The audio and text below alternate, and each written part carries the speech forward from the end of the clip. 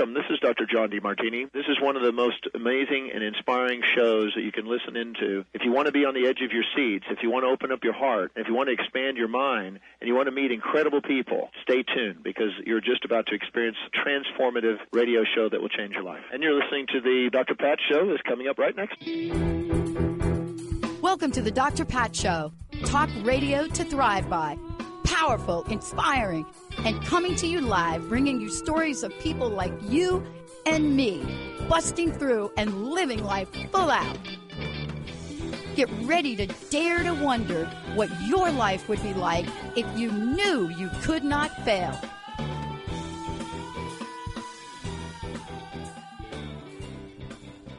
I want to welcome you to this. We are like on a roll. So every once in a while, we take down a pathway, or I'll go down a pathway, and then I'll meet somebody that has to be, believe it or not, I would not have guessed this. Tristan Stawicki, we started a chit chat, and we discovered we're kind of in the same lane about things, that we have at least 1 foot, 1 toe in esoteric consciousness, what we do, intuition. And then we got this other foot in pop culture. And so Tristan was talking about how our pop culture, there are people in that arena, right, that are doing great things. They stand for something. They're authentic. Today's show is literally the first of several we're going to be doing together. It's called Beyond the Spotlight, Defining Legacy in Pop Culture. Today, we're going to feature several women. We're going to be talking about Scarlett Johansson, or Scarlett Johansson, however you say it. We're going to be talking about Mindy Kaling. We're going to be talking about Mindy. We're going to be talking about Natalie Portman. We're going to be talking about Viola Davis. And if we have time, we're going to drop Kerry Washington in there. And so we hope to share with you, one, why we decided to do this, why we decided to look at legacy building. Why these 4 people? Now, I must say, and Tristan, you'll agree with me, narrowing it down to 4 people, that was really challenging for me. What was that like for you? Impossible. Truly, because there's so many incredible women doing that are exceptional role models. And then when I dug into their history and the things I'd forgotten they'd done in their career, oh, it was just like, it was such a gift these last 2 weeks to look at this. And in future shows we do on this, we're going to continue this. We're going to be featuring women from different generations, right? For example, you know, one of the things we'll be talking about are the foundation creators. Who were these people? The Jane Fondas, the Shirley MacLaines, the Alfre Woodards, who I got to do a music video with. Who were these people? And what did they do to achieve what they achieved? We're also going to be looking at the younger generation of people, you know, Zendaya, others like that, who have carved out a place in time.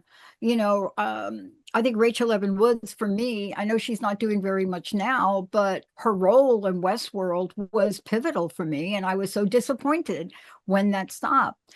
And then we're going to be going to, I think they call, what the heck do we call them? Gen Zers or I don't know, like the 50-ish. We're going to be looking at those people. You know, what is the history of the magnificent beauty that's called Charlize Theron?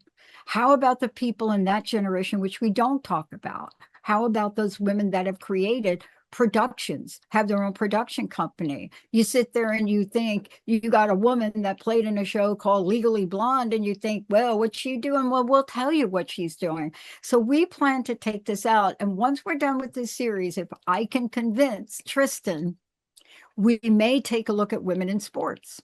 We may take a look at women in leadership in other places. We may take a look at why did HP really fire Carly Fiorina. But today, let's start with this. Our first out of the gate, Tristan, is someone that caught my attention, and I can't really tell you why. I mean, I think there are many, many things that I saw. There are many, many things that kind of pulled me in, if we could say that.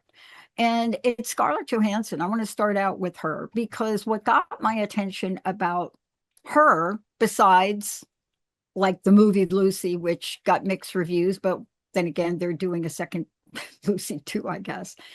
It was what she stood for. But here we are. For decades, Hollywood metrics measured a star's legacy. They did it by the height of the box office and the box office returns. Now it's not just box office, it's streaming sales, put it all together, whatever you want to call it. But it's digital as well. But Scarlett redefined the calculation. How did she do it?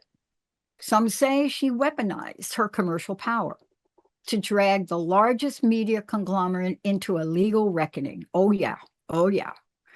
And she didn't just do it alone. There were others. Emma Stone followed suit. But I want to talk about Ms. Johansson for a minute. She did what generations of actors before her couldn't. They just couldn't. She forced the system to pay its workers fairly in the digital age. That's just a small thing. And then she also no longer became a movie star. She became an architect of the modern entertainment industry. And let's get into it. Look, this powerhouse actress, producer, fierce advocate, she changed the landscape when she took on Hollywood's labor standards with Disney over a contractual breach and actively jumped out of their major industry-wide resistant campaigns to protect. She did two major things. Well, let's talk about Disney, Tristan, if we could, because I know you're aware of this. But when I saw the headlines on it, I said, okay, what was that about? It was historic. And also my area of work that I research is psychological contracts. And she's a perfect example of saying, no, we had an agreement. So this lawsuit got the attention of seeing Scarlett Johansson more than just an actor for a moment there.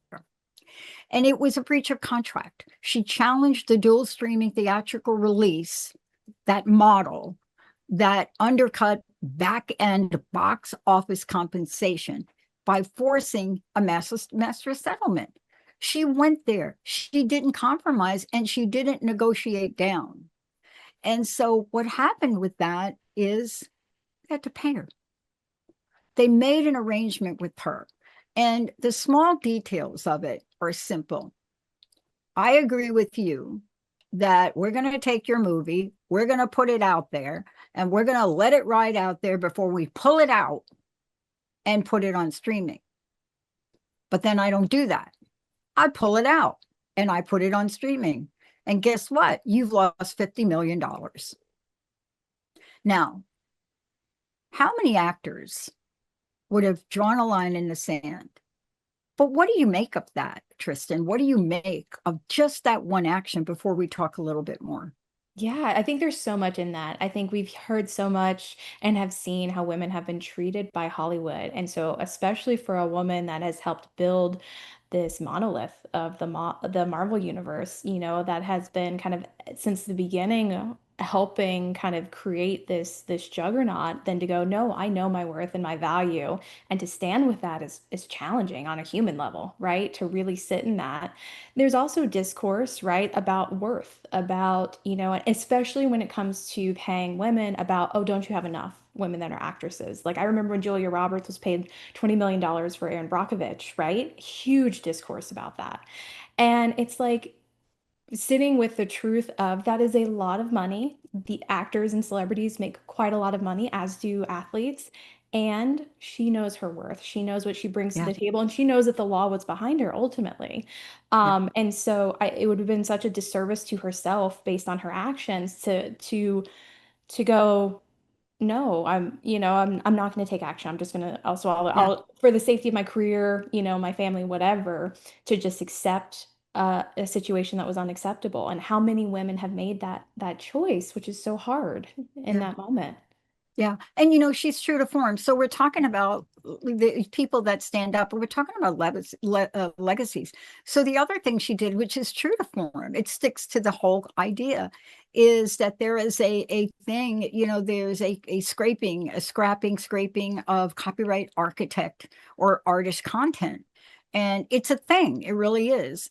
And that's why today the images you see in the show are not of the artist, because I would be violating that. The images that we are showing in this show, I have paid for the images. They're provided to us through a subscription I have. They are license free. So every clip we show in this show is in that vein. None of these clips are of these actors. And so she came out and said, stealing is an innovation. She created a movement. It was a co-led aggressive coalition of, I think, around 800 other entertainers demanding that tech giants stop violating copyright artistic content. And how are they doing it? She looked at this with no, it's not okay for you to take that clip of me and then throw it through an AI machine and call that new imagery. So she's true to form. The last thing I will say about her, and then we'll move on, is she has been a major advocate for gender bias. She speaks prominently at events about this. She is in the Women's March to demand federal protections for autonomy. But these are the things that you don't talk about when you see her. You do see it in her production company. You do see it in eco-consciousness, for example, vegan skincare and things like that. But mostly we see her on the big screen. Most of us, we were shocked. Spoiler alert, I was shocked when Black Widow didn't make it. Yeah. But then I was happy that they went back in time for that. So this is just one example. And there were career defining roles for her. I mean, we think about her as a couple of different things, but I think the one of her original movies, so what was that called? Girl with the Pearl Earring or something like that. We know her for Black Widow, we know her for Jojo Rabbit, Lost in Transition, something else. But when you take a look at the depth of her and what she can do, her David versus Goliath moment transcends all of it. So who's on your list? Very much so. No, she was such a great kind of jumping off point. So mine is Natalie Portman, and I value humor, and Scarlett's also hilarious. Like her ability to do accents and her ability to show up and write and make fun of herself is gorgeous. And Natalie also embodies that trait, which I really admire. And so I'll never forget where I was seeing Natalie on Saturday Night Live, right? Doing a rap about going to Harvard, right? And just, it was so fun. It was just everything you'd want someone to be. And what I really admire about her is her ability to take a career as a child actress in Star Wars and that be just a small footnote in her legacy. And that's absolutely wild because I don't know that that same transformation has happened for someone like Hayden Christensen, who's incredible, but I feel like Star Wars is always kind of the second or third bullet.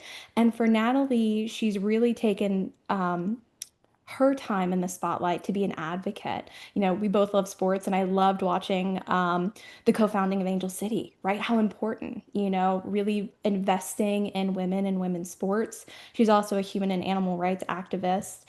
And she's really picked roles that have been both internal, a little cerebral, and also fun to explore, I think, for her, which is really, really lovely. Now, what's Yeah. interesting about her legacy, oh, did you have any highlights that you wanted to share that Well, in her career? I want to just say to you that, what I didn't know about her until I did this was she and I have something in common. We both support PETA. I mean, she's a major animal activist, and you could read up on that, you could see it, but she's gone through documentary on this. There's just so many different things that you can find. But when you partner with PETA, PETA folks, PETA.org, you can find out a lot of things from there. What you do now is you raise the bar on exposés from a number of different places. But the other thing, too, that we don't know about her is part of her feminism and her social justice. What did you find out about that? Yeah, I mean, she's really there was literally because I use Wikipedia as a source again to try to be as Yes. right as like ethical as possible about this is her ongoing investment starting in like 2006, 2005, and perhaps there are even earlier accounts that maybe weren't documented. But what I loved it is it's literally been like 25 plus years of showing up consistently in a way that is so beautiful, where she was just like, no, this is important to me. And I'm not only going to put my time, my energy, and my money to this, but I'm going to stand up as the face of it where it matters, as such as a co-founder for Angel City. And that's legacy, right? It's a big word, like it feels really loaded, but that's all it is where you spend your time, your energy, and your money consistently every single day. And I think that's why it's so interesting, unless you had more to talk about before I go into a little bit of a Oh, misstep. go, Okay. go. Is around Black Swan. And so I have taken dance classes. I've had the honor and the privilege of taking dance classes with some of the greatest ballerinas to ever exist, Megan Fairchild and Catherine Morgan. And I've had time to learn from them and to see them on stage, and it's been incredible. And, there were some conversations during the Oscar speech and just in the zeitgeist during this time about how much Natalie danced on screen versus her body double. And I feel like there was an opportunity to perhaps give more credit to her body double, perhaps give more credit to ballerinas, and the idea that both Natalie's training in this time, for many months, 5 to 7 hours a day, honoring that journey, which is hard, right? That's a commitment.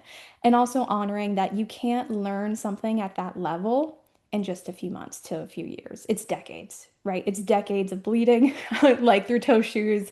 It's, constant, especially in the early 2000s, the dance world was incredibly challenging in terms of how they treated dancers, and that's still at a place that needs to get better. And so when I think about how like Matt Damon's been talking about his female body double for the Odyssey, I'm just so impressed in how he talked about it. And I really wish there was an opportunity that Natalie had Yeah. taken to kind of credit those because it's a group project ultimately. Making a film is a group project, and honoring everyone's commitment and collaboration is just a beautiful kind of way to support that feeling. Yeah. And when you think about these folks, right? You think about, some of the things they said. I know one thing about Natalie, and I'll go back to Scarlett in a minute, is her quote about when you get older, you realize it's a lot less about your place in the world, but your place in you. Mm, What? I mean, I have to think about that one. Tristan, yeah. how about you? Yeah. um, but it's kind of like we're talking about people that somehow have influenced you and influenced me. I'm I'm a big fan of the big screen. I've been going to movies since as young as I can remember, in awe at the original Godzilla films, if you will. And so have you. Yeah. But these folks have now become to me more than that. And we do have social media to thank for that, don't we?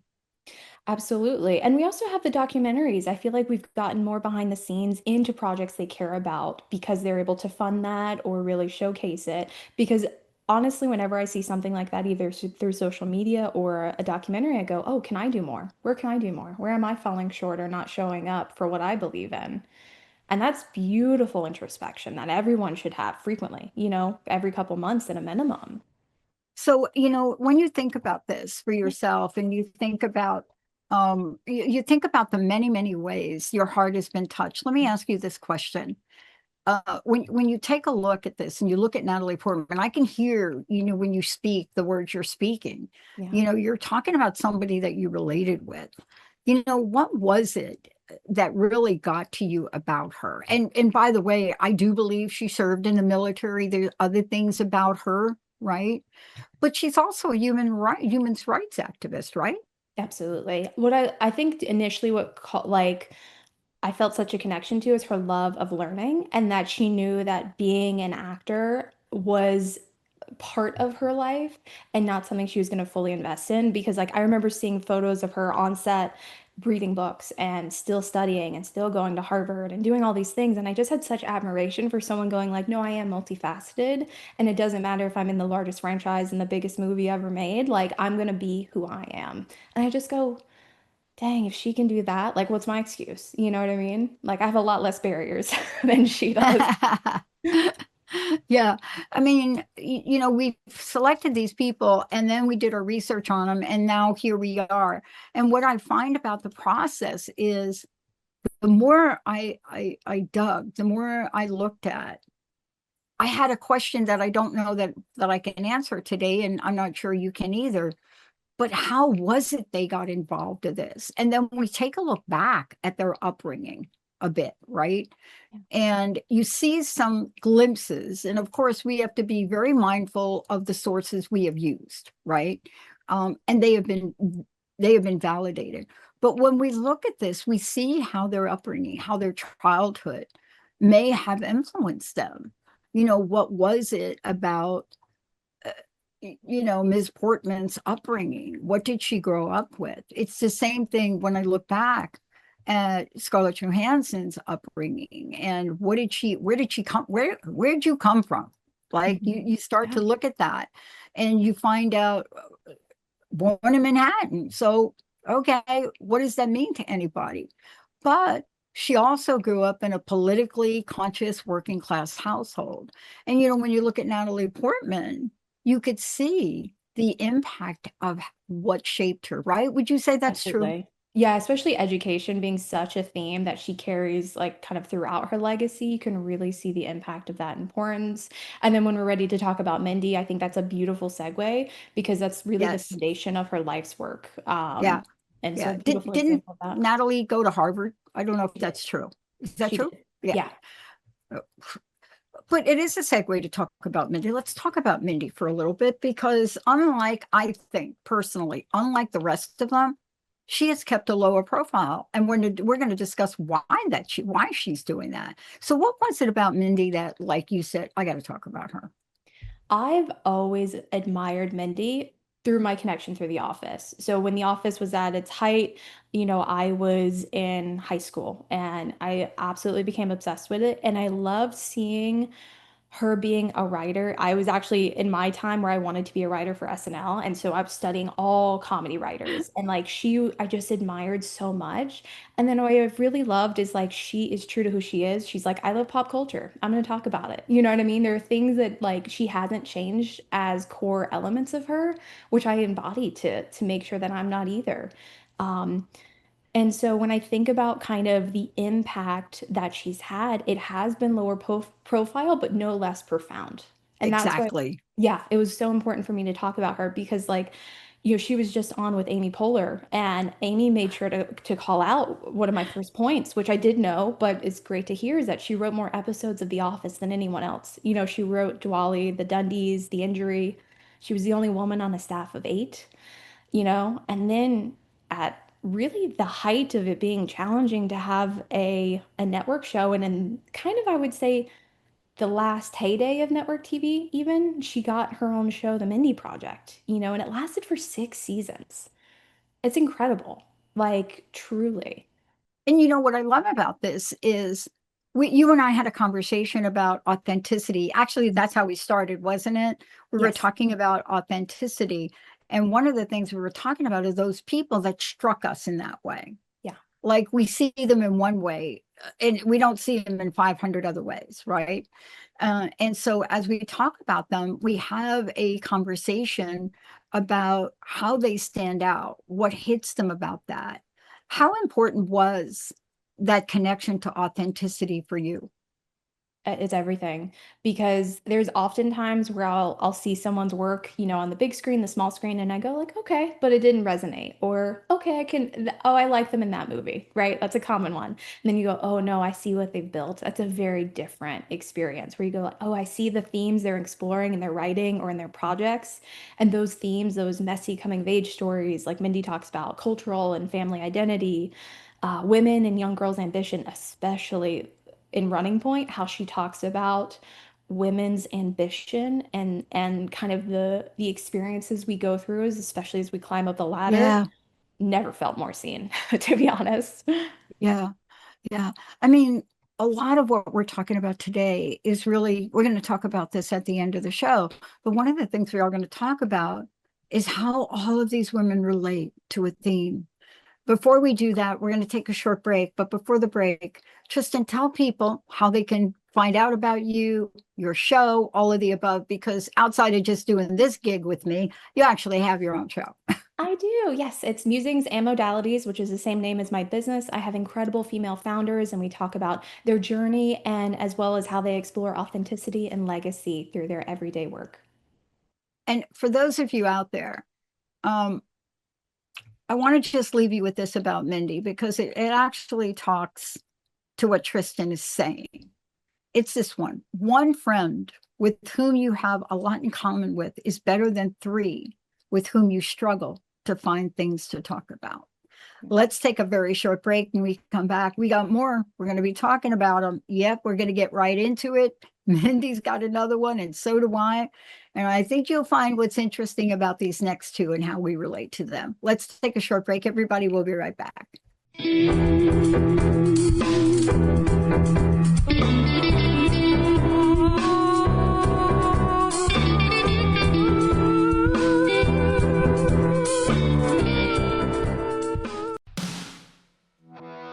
Hi, this is Mark Anthony. I'm the psychic lawyer, also known as the Psychic Explorer, and I'm proud to be teaming up with Dr. Pat Basili for our show, The Psychic and the Doc, your practical paranormal power unleashed. And on this show, all subjects are on the table and no topic is taboo.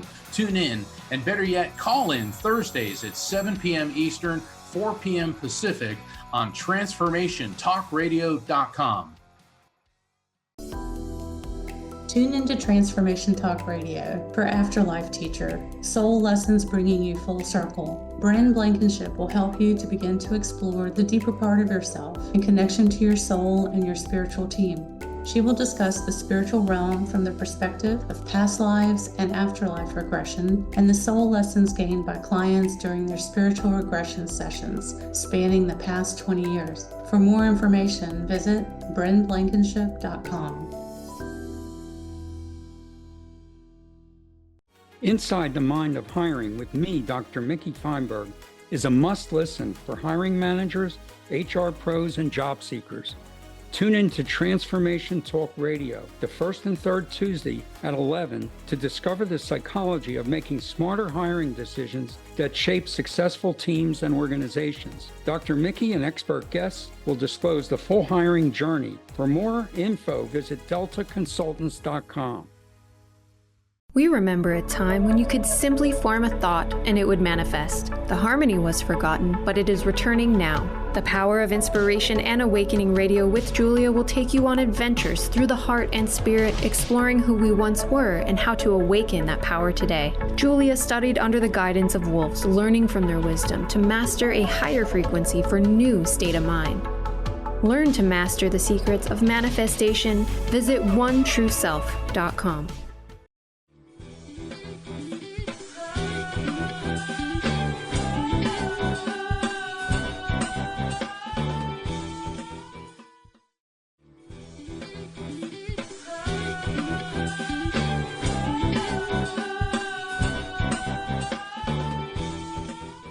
Hey, everybody, welcome back. You are listening to our show, Dr. Pat Show, and joining me as my co-host today is the most incredible Tristan Stawicki. And I want to make sure you have Tristan's information because she has her own show, and then we'll get back into it. One more time, Tristan, how do people work with you? Tell people about your show a little bit and about the work you do. Yeah, absolutely. So my show is Musings and Modalities, and I meet with incredible women founders that are, they're in it. They're in the trenches. They've built businesses, they've sold businesses, they're at different phases, and they want to share kind of their lessons and what they've learned, and then how they can, their journey can help, support you in your journey. And through working with me, that's at musingsandmodalities.com. And that's a 30-minute legacy call where we talk about where you spend your time, your energy, and your money, and how we can make sure that that is, in the direction of alignment and where you want it to actually be going. What's fascinating is I was looking at Mindy Kaling, and what I noticed is, like, I typed something and I copied and pasted something and I left off the NG, and Kali is like the fears God. But there's something I want to just bring back to with you on this that I didn't know about her. I didn't know that she was a phenomenal writer, that she wrote more episodes of The Office than anyone else. It's incredible. Yeah. I mean, see, none of us would know that. We wouldn't know that behind the scenes, there's such depth to the people we're talking about. And, it's so interesting to see that. But part of this is also her acknowledgement and honoring of culture and family identity. Isn't that true? Absolutely. I mean, to put together an episode like Diwali and to bring that to NBC, in the early 2008-ish, around that time, and so for those that were unfamiliar with it, got to experience it in a beautiful way and have it be both humorous and heartwarming. Like, what a gift that she has to do that. And she's done that through her other shows, and it's just so relatable. And we also get to understand more about her and what's important to her, which is awesome. I want to thank you for covering her because, I saw that and I thought, wow, she does keep a lower profile. And there's a reason. She protects her children from, what did she call it? She oversharing. She doesn't believe in oversharing. So therefore, she's very mindful of her family. And it's a really good point because so often what we do on social media, we take pictures. I was having a conversation with Linda about this. And I said, I'm watching your niece take all these pictures of her beautiful child. And I said, there's so many of them. I'm like a little worried. And of course, Linda says, don't have that thought. And she's right. I don't want to have that thought. But I guess I'm watching too many Law and Orders or SVU shows or something like that. But, all these people individually have an impact. But when you put them together in your words, it's beyond the spotlight. It's defining legacy in our pop culture. I want to talk about my second choice, Viola Davis. And it's interesting. I found Viola, okay, true story. I played the viola when I was a kid because I couldn't read, I couldn't write, neurodiverse. I've talked about it on another show. I have a couple of little quirky things, but I could play music and I could read music. Couldn't read or write English, hello. But when it came to music, I could do it. And my first choice was to play the cello, but my hands are too small. So Dr. DeVito said, play the viola. You'll love it. And so I was researching lessons again as I got older now, just recently, not too long ago. I thought maybe I should pick it up again because I stopped playing. And I put viola in and Viola Davis came up. And this was way back years ago. And I just started to watch her. And now I look back and I have seen every movie she's been in. I've seen pretty much her speeches, her acceptances. So let's talk about this for a minute. Viola Davis, everyone, is my second choice. And there are reasons that our life path mimics, not every part of it, but there are things that I related to that I didn't know about her. True legacy requires an uncompromising confrontation with truth. It really does. Viola Davis's legacy is carved from radical vulnerability. Her refusal to hide her past, her dark skin, or the systematic barriers that placed in her way. And there were many, as there were with the women we've already talked about. But building our own production engine and then fearlessly championing childhood survival. What she did was move across this entertainment industry, not just as mere excellent performances, rewriting the scripts and the roles that women play, but to profound social engineering. She doesn't just act, she commands space so that others may finally inhabit it. This is her. She fights for pay equality for women of color in Hollywood, and her production company, Juvi Productions, uplift, diverse, amazing storytelling. But there's more than that. Her book that came out, she transforms her role, her Hollywood. She transformed this historic legacy by her personal experiences with extreme poverty. Who knew? This creates a blueprint for structural activism. It is the thing that will either knock you out or, like, what's her face talked about, what don't kill you, make you stronger, right? But this is something we look at with her in so many ways. She represents the underrepresented voices in Hollywood, and especially now with her vocal on women of a certain age. And this, she has broken down what I call the brass ceiling. See, There's a glass ceiling, but the brass ceiling, when it comes to being an older actress, hello, she's breaking it down. She has iconic status. But who is she? Who is this woman? Beside being a cultural titan in the world, this is somebody who is vastly underestimated, in my opinion. Completely. Really is. Yeah. But you got to ask me how many times I watched The Woman King. You got to ask me that. Yeah. Like, I don't even need to have it be on scheduled TV. I got my own copy of it. I get up there and I try to do some of those dances and just be part of that and just love, love, love her upside down in that, because that was a very pivotal role. In most cases, a pivotal role, Tristan, I'd like to hear your point on this, but a role that they could have put a younger woman in. Mm. Right? Yeah. They didn't. This is somebody, and I'm telling you, you have got to have had some skin and chutzpah, but to transform Hollywood from this exclusive club into an open door for generations of marginalized artists to come through is epic. What do you think? She's incredible. She's the person anytime if there's like clips online of a speech of an award, like I'm always positive. I'm always like watching it, rewatching it because I'm like, oh, this is gonna be good. I get all settled in, because I'm just in awe of her messaging and her ability to, I mean, everything that she does on screen, she does there. And not everyone can do that. A lot of times actors and actresses get really intimidated on that stage. And you really, to speak to her chutzpah, you really have to have it in that moment when you're sitting in front of your peers, the people that say whether or not you get your next paycheck at times, and go like, no, this is me. This is what I believe in. This is more important to me than whatever repercussions could happen. Incredible. Like that's just awesome. Yeah. Okay, the thing I want to talk about is before, I saw her latest film of the Warrior King with it's just incredible, the Dahomey. Before I saw that, people would ask me, because I talk about her from time to time, and I would always get asked, you know, what is it?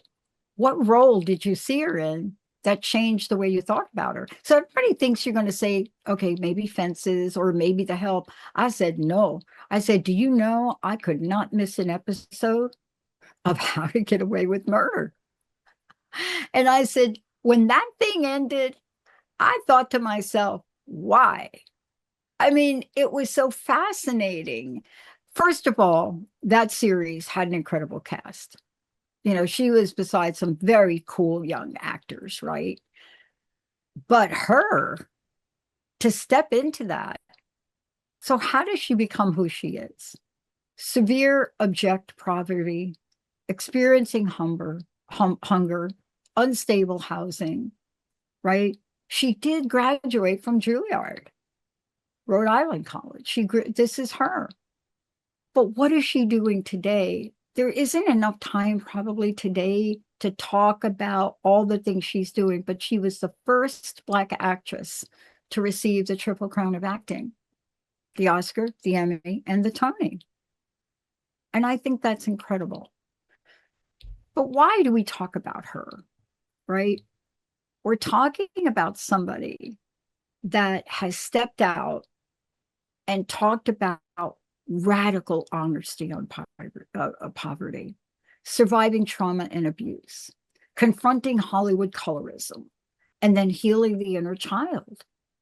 That's got to be like when you look at those four things, can you imagine what the inside of her feels like some days?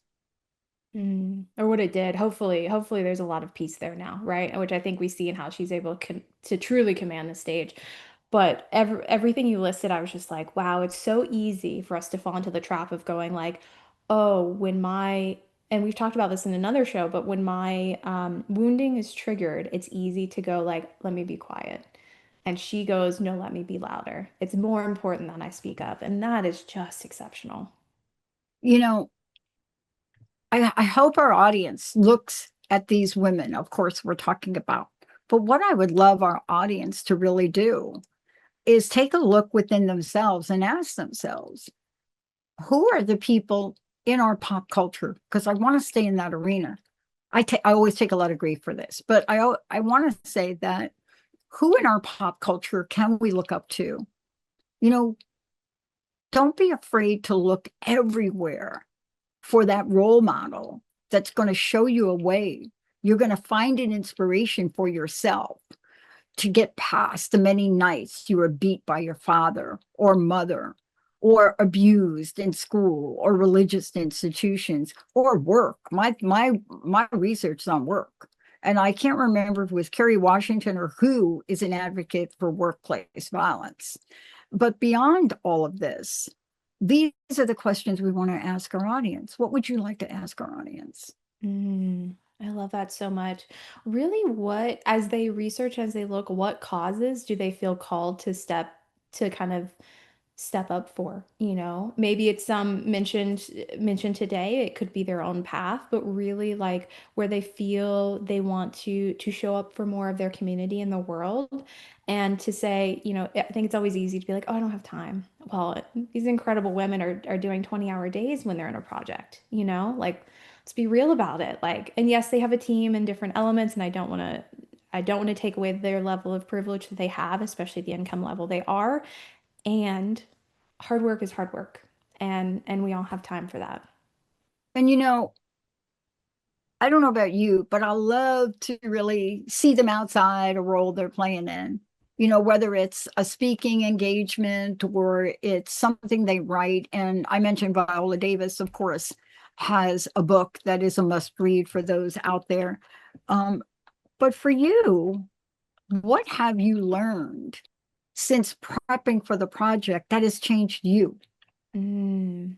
Really choosing my piece. I think the theme that I found throughout this, and a theme that, because I've had my own wounding with visibility, right? And working through that, even having my own show, and I'm prepping actually next week to go to New York to film something for television. So that's come up, as I go through that. And what I've really learned is like they've chosen where their piece is, and most of them that's with keeping their family sacred, you know, standing up for different causes. And so for me, I go like, my home is my piece. And that's something that no matter what opportunity, I don't think I would have cameras in my home at any stage. And that's a different level than other people, people I admire, like my Real Housewives. And that's okay that's my line. And so it's really helped me kind of firm up my boundaries and also go like, we all should have that sacredness in our life. And that's okay to keep for ourselves. Yeah. Now we do have time, and there was someone else you picked. Did. And you want to go into it a little bit? Absolutely. If we're talking about TV, we have to talk about Kerry Washington, right? Oh, yeah. Just truly legend, like legendary, incredible. Her portrayal of women is so powerful. It handles the moral ambiguity in a beautiful way. Like I remember watching episodes of Scandal and going like, how would I deal with this situation? What are my boundaries here? And that's so beautiful to explore for yourself, and it's also beautiful to have the room to explore it, because oftentimes, especially in television, women were depicted very one or two dimensional, right?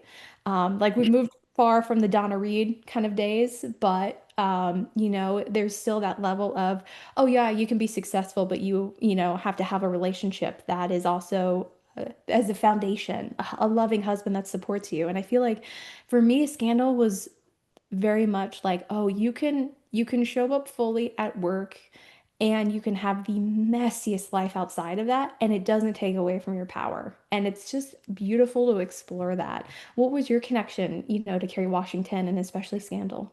Well, I have to tell you, I love the role she played as Olivia Pope in Scandal. I mean, it wasn't the only thing I had ever seen her in, but it is the role that I love to watch her play, because it wasn't just the role itself. Of course, the creator of that series is incredible, but what it was is her gut wrenching reality of how she played that.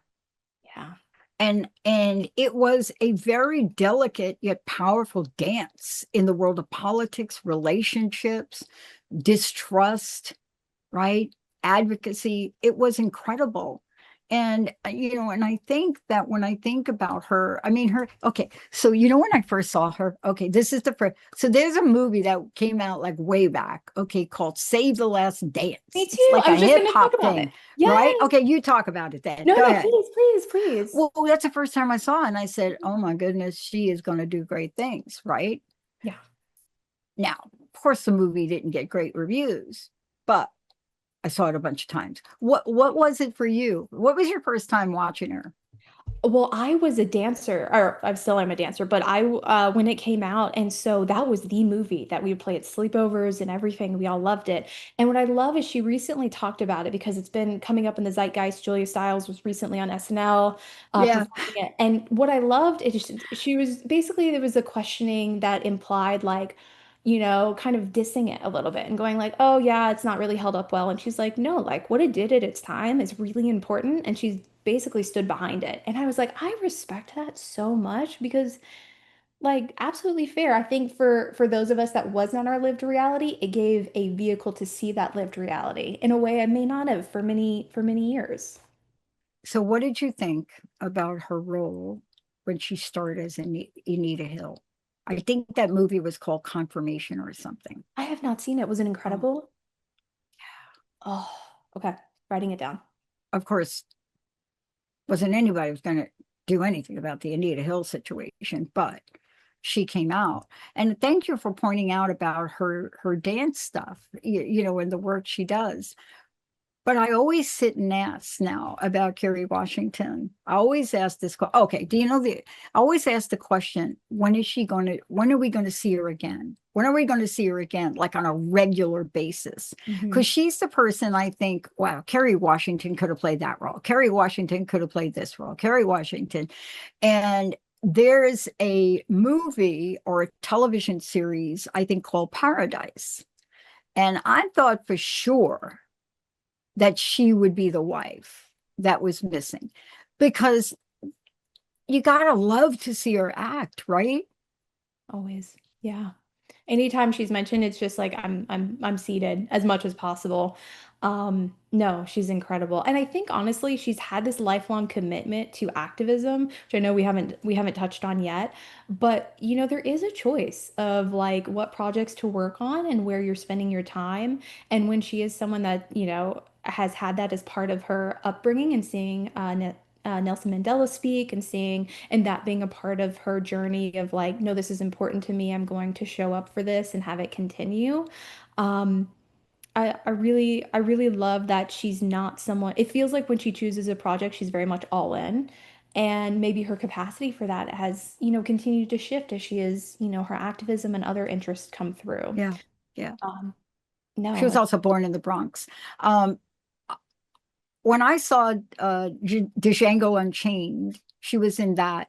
yeah, I honestly didn't even recognize her. Took me a minute. yeah. But it shows the depth. I mean, clearly we know her as Broadway. We know her as award-winning, right? Um, she was taken to see Nelson Mandela speak at Yankee Stadium. I mean, there's just so many things about her. What do you think now of where she is, and what would you want her to do next if you had your magic wand? I think it would be incredible for if she wanted to go back to Broadway or to be a major backer and have her name on a show. Katie Burris, who I love, kind of put her backing behind The Wiz, and that was so beautiful, and I was so glad to kind of support in that by buying tickets and things like that. And I think it's just as Broadway is ready for some updates and changes, and it's had its struggles. I think that would be a beautiful way to kind of maybe help be a part of the change it's going through right now. How about you? What do you see her in? Well, I think she's going to do like or has already done the that Knives Out series, the one Yes. that Daniel Craig is in, like Yes. that one. I think Tyler Perry is setting her up for some more drama. I think Shadow Force or Shadow something is something they're planning. Um, but that just shows her diversity. Look at Daniel Craig. 007 is now the Knives Out guy. Yeah. Good for you, dude, right? But this is like, we wait for things like this. I'm really excited about, the shadow force idea, but she can do anything she wants. She can. She Yeah. can do anything. And, besides doing that, she has supported women's cancer programs. She's an activist. The list of activism. She is also supportive of LGBT rights. This goes on and on. She was honorary GLAAD Vanguard Award. You see, these are things we don't talk about, right? The behind the scenes, you got to ask yourself, when in the world does she have a time for that? Absolutely. Yeah. Right? 2016, she's out there. She's out there with Chandraland and, Viola Davis and Shonda Rhimes and Hillary Clinton, right? She's out there endorsing Clinton for president. It's very clear about who she is and what she's doing. And that's what excites me, because you get those things, right? She also did a tribute for the victims of the Orlando nightclub shooting. So you see this? You see, this is her. She's looking at something that could be quite controversial for her career. And what does she do? She steps all over that controversy and says, hello, people, this is who I am. Isn't that why we look at these people today? To Very honor much. these women? Yeah, to honor them, how they use their voice, and their impact. And I think there's already a high standard for women to do things like this, and these exceptional um, talents we talked about today are just really show kind of a master class in embodying this. Well, I will tell you, there is one film I think coming out. I don't know where it stands in production, but I think it's going to be like a thriller killer film. And I think it's called An Innocent Girl or something like that. And I think that's like a psych thriller. I love those psych thrillers because I look at it from an analysis point of view, but boy, you got to have thick skin, some of these. You really got to be like, oh, okay. And I do believe that's going to be a Netflix film. But again, think about that role. Okay. Think about the role. Think about what it takes to take on a role. Think about all these women, and I'd like for you to have the last word. Let's bring it home. What would you like to leave us with here today? And thank you so much for doing this with me. Absolutely. Very cool. I had the best time to really think about kind of what you stand for overall. And if that's something you're working through, think about the role models that you see in media and maybe, try on what they stand for to see if it feels true and resonant for you. We don't have, it's not a big mystery, right? There's no wrong answer. And there could be something that you pick up and support, for a few months, a few years, and that can evolve as we've seen these beautiful artist careers evolve, as well as their impact and what they show that they care about. All of the people we talked about today, we invite you to learn more. We invite you to find more. You can look at the roles they play. You can also look at the role, that we just talked about. Again, Kerry Washington is bringing together both politics and just crazy stuff, which he's good at. But the question I want to leave you all with, who can you find that's inspiring your next level up? Who could you go to that beat alcoholism, that stepped out, spoke out against abuse, that maybe is taking on things that are not normal to take on, that are breaking barriers, that are creating new opportunities, that are opening up a vocal, just giant big horn to say, step out, step in, we support you. Tristan, before we go, how do people find out more about you? Yep, that's at musingsandmodalities.com. And my name is Tristan Stowicki, and I think I'm the only one on the planet. So very easy to Google. And I'll tell you, she is the only one on the planet. She's probably the only one in the outer universe, too, probably. Just like me, we're both from another planet. Thank you all for tuning us in, turning us on. Emily, thank you for doing all the button pushing and making us look great. And for those of you out there, tell us, please send an email to info@the Dr. Pat Show and tell us, is there a woman out there you want us to cover? Is there somebody in your wheelhouse that you would like to hear our perspective on? Thank you. We'll see you next time.